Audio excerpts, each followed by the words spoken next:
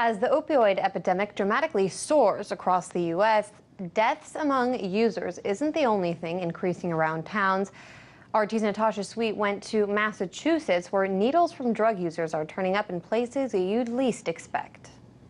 Many refer to the U.S.'s opioid epidemic as a modern plague, and according to the CDC, the number of heroin-related deaths has nearly quadrupled. And as a byproduct of that health crisis, there is another one in the making. Used needles are turning up all across the country, and all those who don't even use drugs are at risk for disease. In a scene of serenity and natural beauty, it's startling to know endless amounts of needles are all around.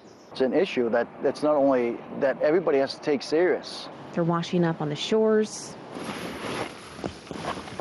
This place is so full of needles. And just yards from neighborhoods, transient camps are popping up infested with needles.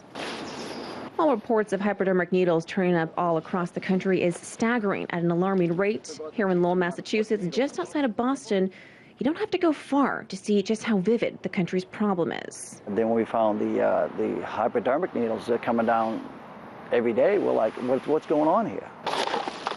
Rocky Morrison heads the Clean Water Project. He's been cleaning the Merrimack River for the past 15 years. It's in the mud. For the last 4 years, Rocky says he's noticed needles in the water here and there, but he says the number of needles he's seen in the last 2 have been unbelievable. We see needles, but when you start seeing a lot of the needles, then you know there's something wrong. According to Morrison, part of the problem are these homeless camps. Since the majority of them, including Tent City, are near the water, the camps, all along with the needles in them, regularly wash up. Acting as a large conveyor belt, the river transports these needles all through the river and even into the ocean. But needles aren't just turning up in areas where homeless reside. We traveled to a wealthier area, and at Plum Island, we discovered a used needle within 5 minutes of hitting the beach.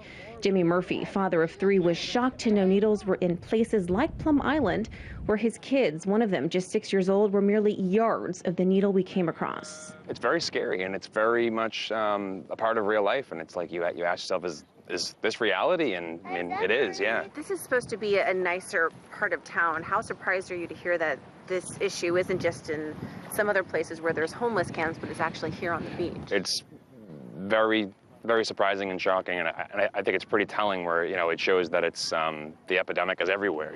You don't know what these needles have seen or where they've been. George Charos has run a business near Plum Island for the last several decades.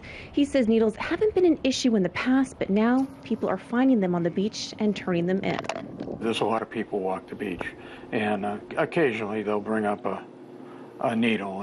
It's a lot of times they don't like to touch it. They'll either get a container and scoop it up, or take a napkin or something and put around it. That's what kills you when you find these toys. When you find kids' toys that are here around heroin needles. While shocking, it's nothing new. As these images reveal, Massachusetts, coupled with New Hampshire, are reportedly the fastest growing states in this epidemic. Across the country to California, the epidemic there is worsening to an entirely new level.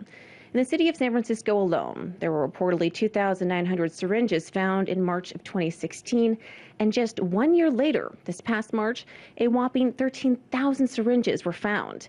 And many worry it's the children at risk for these blood-borne illnesses. Just 75 miles south in Santa Cruz, an 11-year-old girl reportedly stepped on a needle while in a swimming pool.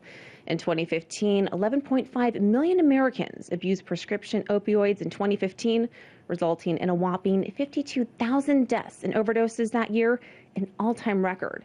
And authorities say they expect that number to rise. They're going at it all wrong. Morrison points to his local needle exchange program as another part of the equation.